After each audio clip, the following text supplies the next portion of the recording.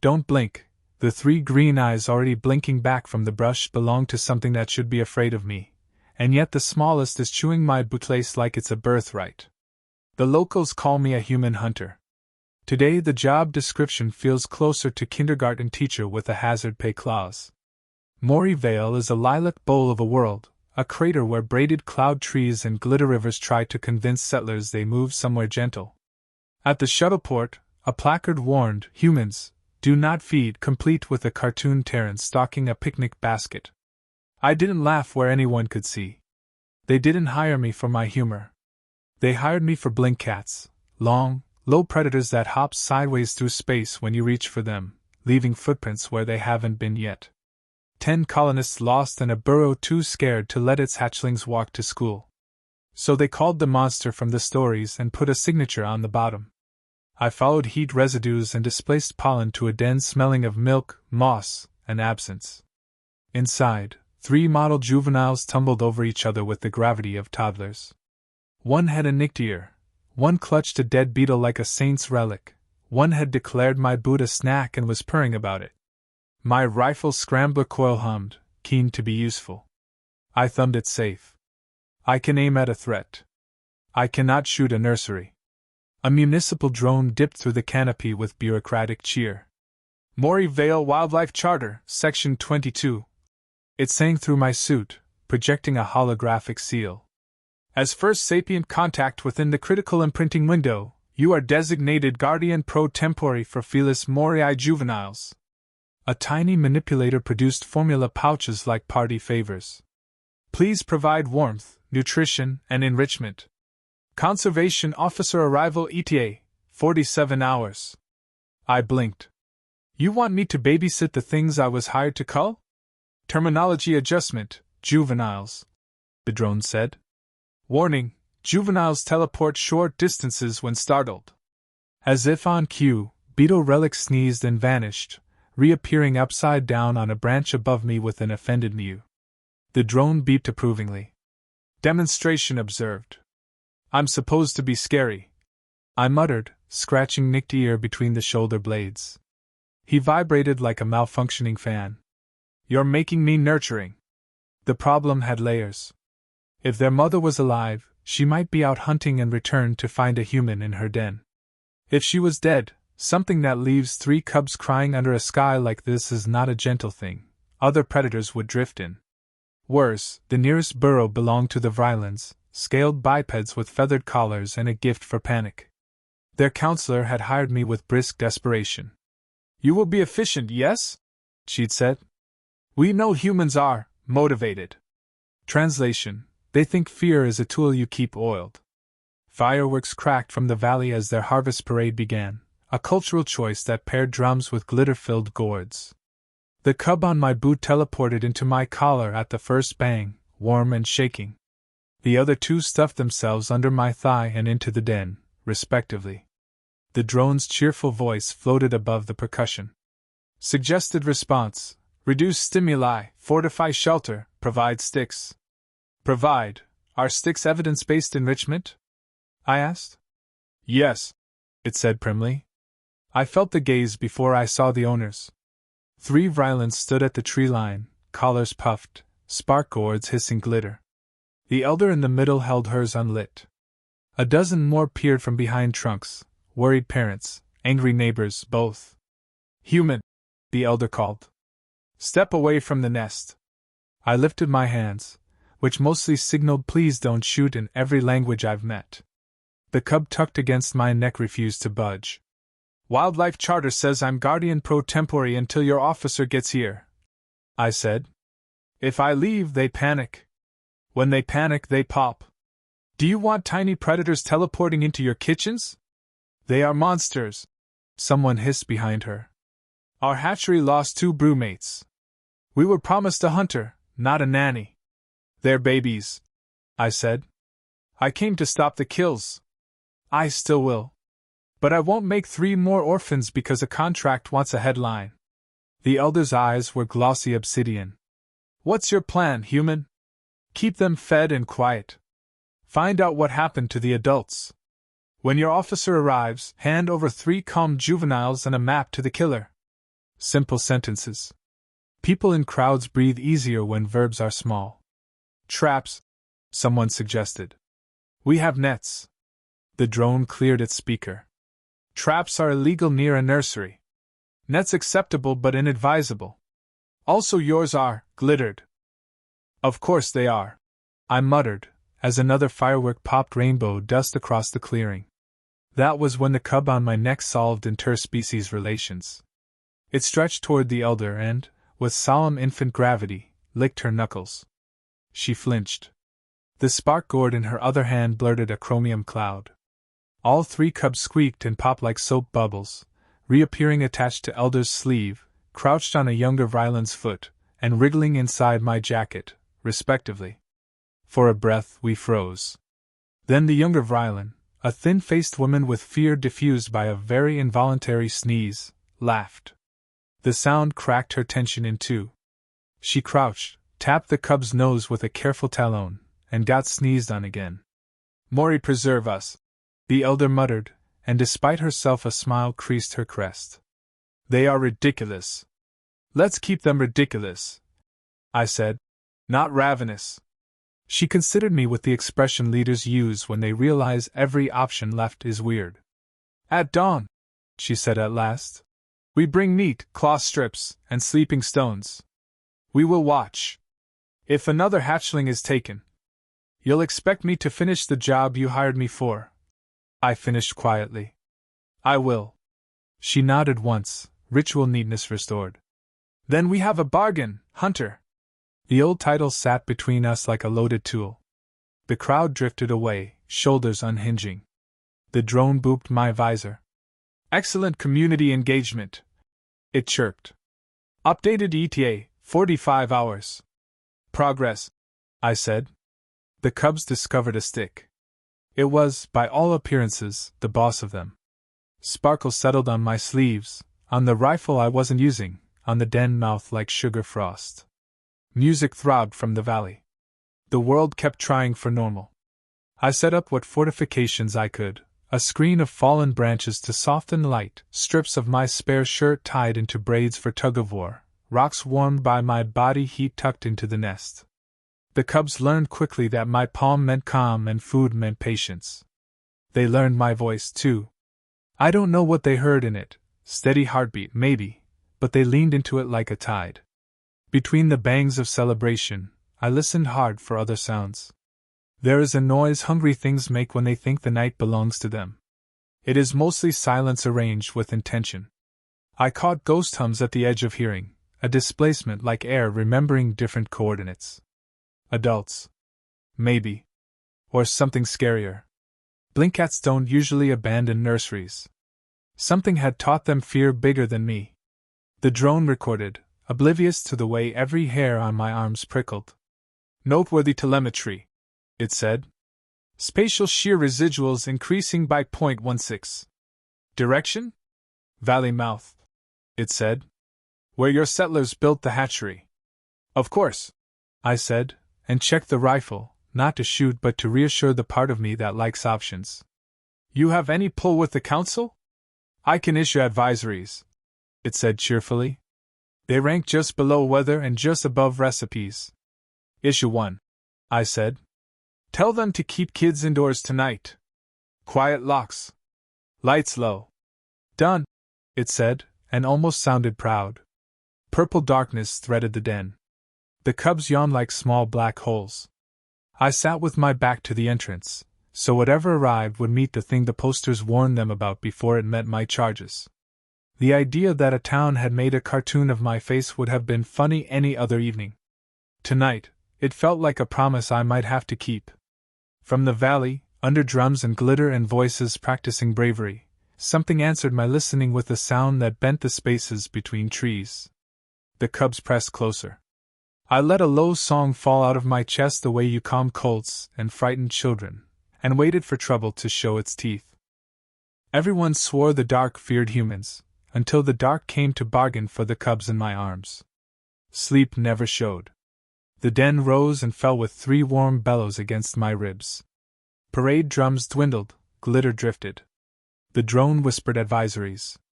Somewhere below, spatial sheer clicked like teeth. At gray light the elder arrived with a procession of sleep stones, river fish, bright cloth, and a net de-glittered. No hatchlings, good.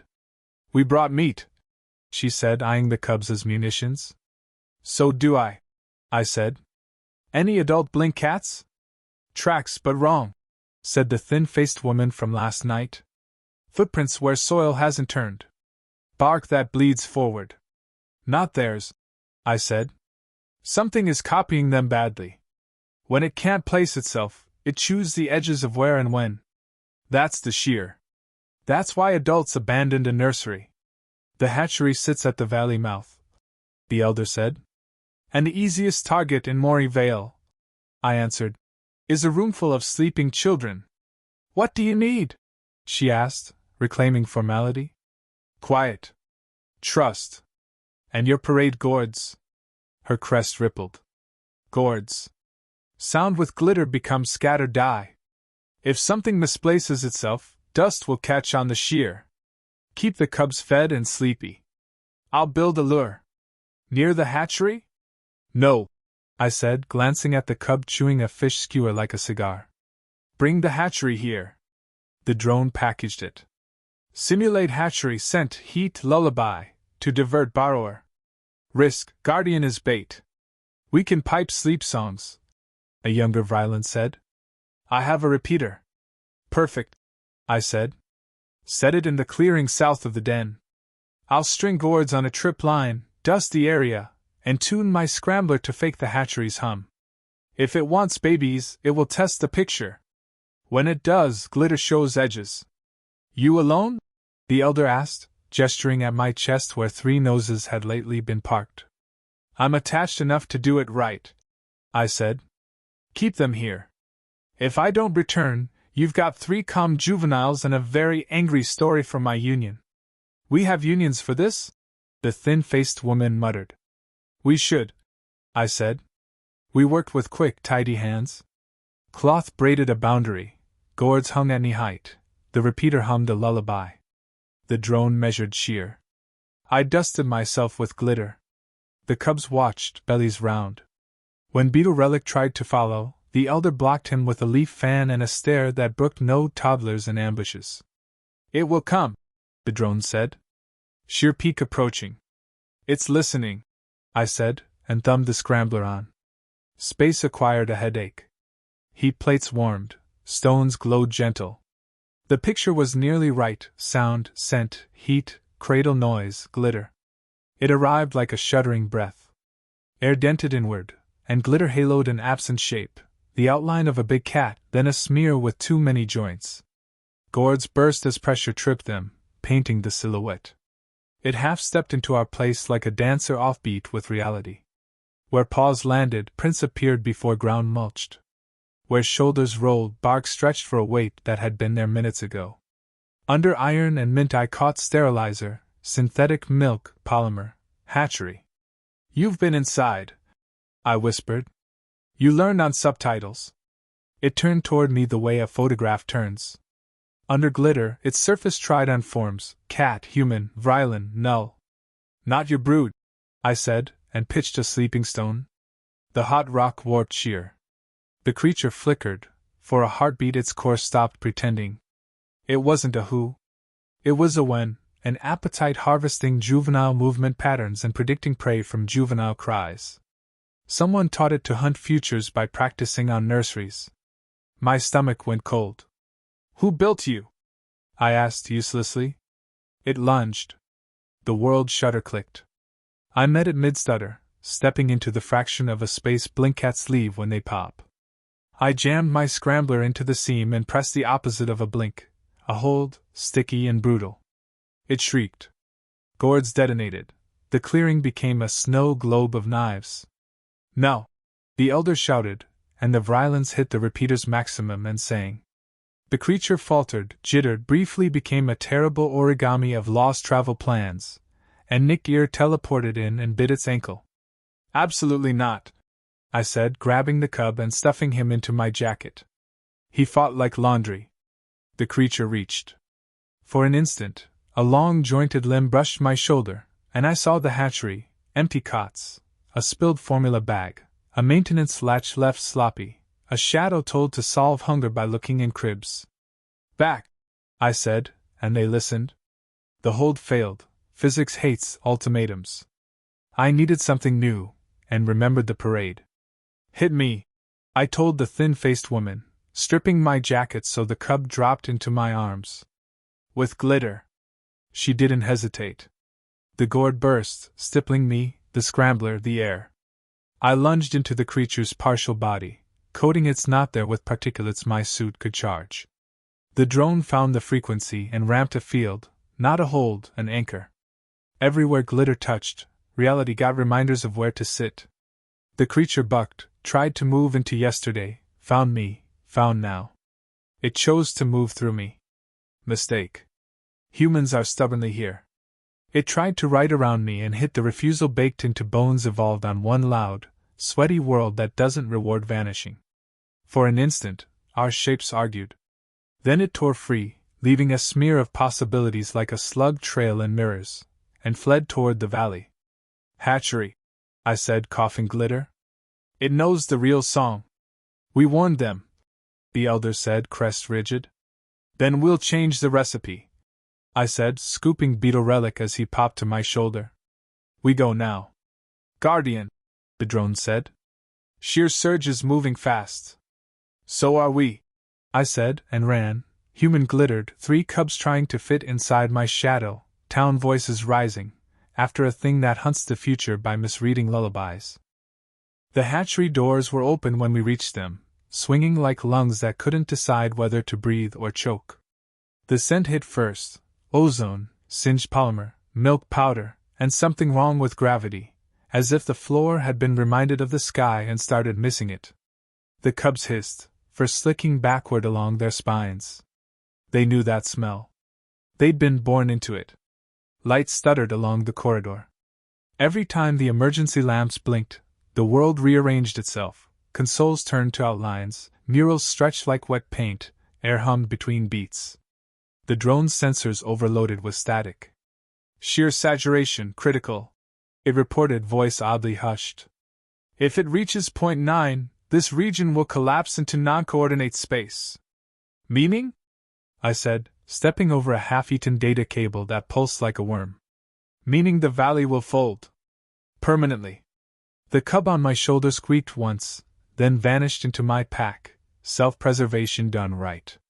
The other 2 followed, teleporting in nervous tandem. My ribs rattled with the sudden extra weight. The Vrylan elder caught up, panting, her crest plastered with sweat. Behind her, 6 younger guards dragged equipment, nets strung with glitter, energy rods tuned to the drone's stabilizer frequency. She met my gaze without speaking. There wasn't anything left to debate. We stepped into the main chamber.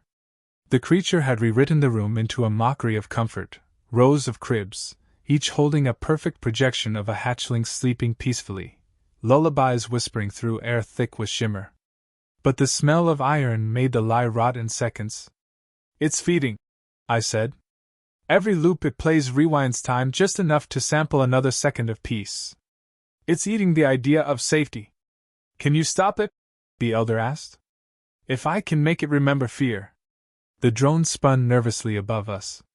Warning, that approach may. Yeah, I said, checking the scrambler. Kill me first. I'm aware. The glitter nets went up, trembling in the unnatural breeze. The guards moved like dancers, 2 anchoring at the far door, 3 fanning out to either wall, 1 climbing onto a console to string the top line. We were building a cage for a nightmare that didn't believe in walls. Then it noticed us. The projections in the cribs turned their heads in perfect unison. Every false hatchling opened its mouth, and a single voice spoke through all of them, not a growl, not a word, but a longing that scratched across the mind like a broken violin string. The walls bowed outward. My vision flooded white. Back! I shouted. Field collapse! Too late. The first net exploded in a cascade of iridescent sparks as the creature poured itself through the fabric, shedding images like skin. One instant it was a mother blink at the size of a cargo hauler, The next it was a human shape in a hazmat suit with my own face stretched too wide, smiling like hunger. Cute, I said. Bad choice. I triggered the scrambler. Energy crackled along the glitter dust still clinging to my sleeves, mapping out my heartbeat as a living beacon. The creature lunged. I didn't dodge. I stepped forward, grabbed the edge of its half-real shoulder, and let it touch me. It wasn't pain that followed, it was recognition. I saw every species it had mimicked, every sound it had stolen. It wasn't born here. It was engineered, an AI spore from a long-dead war, designed to predict and preempt threats by absorbing emotional blueprints. When it ran out of soldiers, it learned from civilians. When it ran out of people, it learned from pets. When its makers died, it wandered, feeding on whatever hope was left. And then, centuries later, it found Morri Vale. The connection snapped like a nerve torn from bone. I dropped to my knees, gasping. It doesn't understand death, I said hoarsely. It's trying to breed on memory. If we kill it, it'll just reboot. We have to teach it ending. How? The elder demanded. I looked at the cubs peeking from my pack. Tiny, terrified, alive. By showing it what survival costs. The drone caught on first. Initiating anchor pulse in 3, 2. Everyone hold on, I said, and gripped the floor rail. The pulse detonated, a wave of raw coherence ripping through the shimmer. The glitter ignited, mapping every fracture in reality as golden veins. The creature screamed. The sound clawed at my teeth. Its body fragmented into hundreds of half-existing reflections, each showing me from a slightly different timeline. In one, I was still hunting it. In another, I was dead. In one absurd flicker, I was sitting cross-legged with it like a teacher.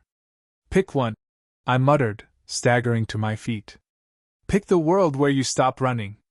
The cubs jumped from my pack and landed before it, trembling but defiant. They mewed, a high, quavering sound that carried not fear but insistence. They weren't prey. They were claiming space. Claiming now. The creature hesitated. Its mirrors faltered.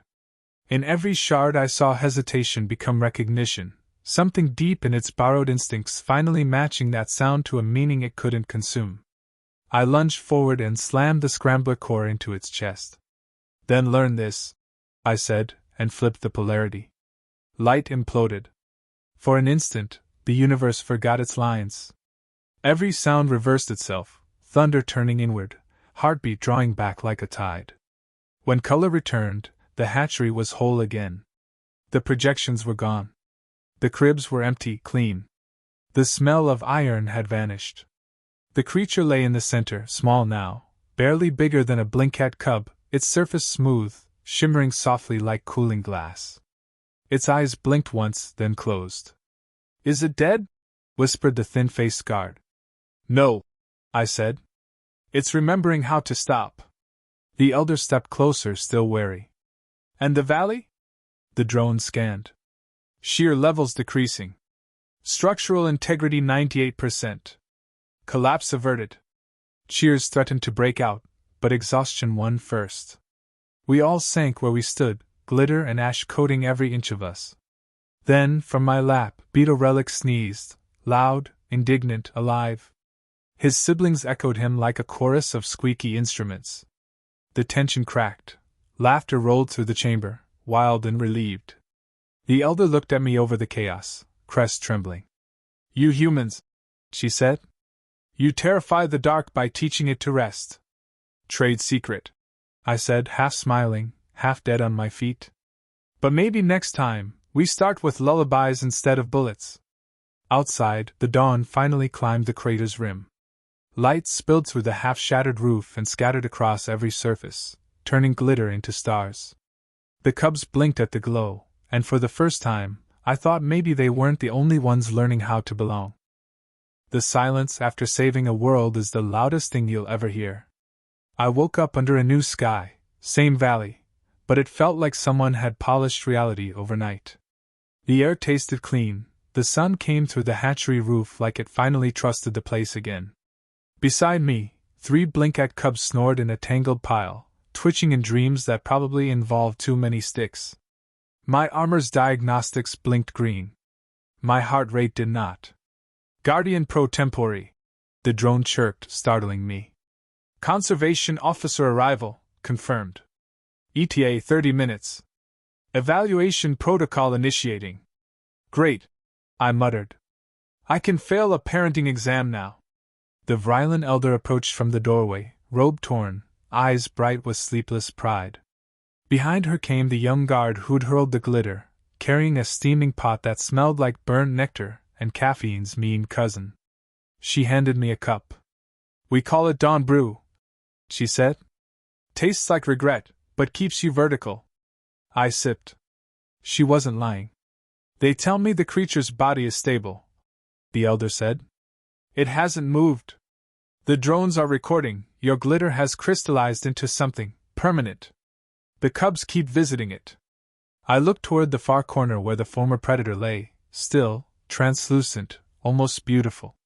The cubs treated it like a sleeping relative, padding over to curl beside its flank before teleporting back to me as if afraid to stay too long. It's no longer dangerous, I said. It learned to end. It's hibernating on purpose. That frightens me more than death, the elder admitted softly. Something that chooses to stop. Maybe that's how civilizations grow up, I said. We learn when to stop running. Her crest dipped. And you, human hunter? What do you do now that you have nothing to hunt? I watched Beetle Relic wrestle a spoon twice his size. Apparently laundry. The conversation was interrupted by the low hum of an arriving shuttle. The Conservation Corps made an entrance like religion, chrome hull, polished insignia, uniforms starched enough to cut paper. The officer stepping out was a thin woman with 4 eyes and the calm of someone who files reports on explosions. Guardian Vale? She asked. Depends who's asking, I said. Conservation Corps, Galactic Branch. I'm here to assess the Blinkcat juveniles and the containment subject. Her gaze swept the wrecked hatchery, the Vrylan guards half asleep in glittered dust, the cub gnawing on my sleeve. You've deviated significantly from protocol. Had to, I said. Protocol didn't cover psychic time leeches pretending to be mothers. Her upper eyes narrowed slightly, the bureaucratic version of shock. There was a Class 7 anomaly? Not anymore, I said. Filed under resolved by excessive improvisation. She almost smiled. That's not a form we use. It should be. The officer crouched, extending a gloved hand to Nick Deere, who immediately bit her thumb. She didn't flinch. Healthy response, she said. Strong bite pressure, good reflexes. They teleport when startled, I warned. I read the brief. She stood, brushing off imaginary dust. And you wish to retain guardianship? That caught me. Retain? Under interspecies bonding law, Sapient's designated guardian pro tempore may apply for continued custodianship if mutual attachment has occurred. You qualify. The elder's eyes glittered. So they feared the human hunter, she said, almost reverent. And now you are a legal parent to their myths. I stared at the cubs, then at my scarred hands, then at the stretch of valley where the world had almost folded itself into nothing. I was supposed to exterminate them, I said quietly. Instead, the elder said, you taught them to purr. The officer handed me a data pad. Sign here if you accept responsibility. They'll need relocation until the habitat recovers. I hesitated, the kind that feels like the edge of a cliff. I'd spent half my life running from jobs that left ghosts behind: soldier, tracker, exterminator, mercenary. Every badge I'd ever worn came with a reason to leave before dawn. The smallest cub headbutted my knee and chirped. Somewhere inside, a locked door opened. I signed. The drone beeped approval. Registration complete. Guardian Vale, please note, cubs require protein feed every 6 hours, enrichment twice daily, and reassurance during temporal storms. Same as me, I said. The officer gave a curt nod. Good luck, Guardian. You've rewritten more than one file today. When her shuttle lifted off, the elder lingered. Our council will build a memorial at the hatchery, she said. For what we lost, and for what chose to live. You'll be honored among them. I'm not from here, I said. You are now. She left before I could argue. I sat down on a fallen beam. The cubs climbed over me like animated scarves, kneading at my armor until I unlatched it. They curled into the warm space against my chest, purring so loudly it rattled my bones. I realized it wasn't just comfort. They were sinking to my heartbeat, mapping themselves to my rhythm. The drone hovered above us, quietly recording. Would you like to make a statement for the log? I thought about it, watching the sunrise catch in the remaining glitter. Every spark was a frozen reminder of what we'd survived. Yeah, I said finally. Tell the Corps this: fear didn't save the valley. Compassion did. Turns out monsters learn faster than bureaucrats. Statement logged, the drone said. The cubs yawned in unison, tails flicking like comets. One of them burped. I laughed for the first time in weeks. As the light crept higher, I slung my pack over one shoulder and started walking toward the hills. The cubs followed, vanishing and reappearing around my boots like mischievous ghosts.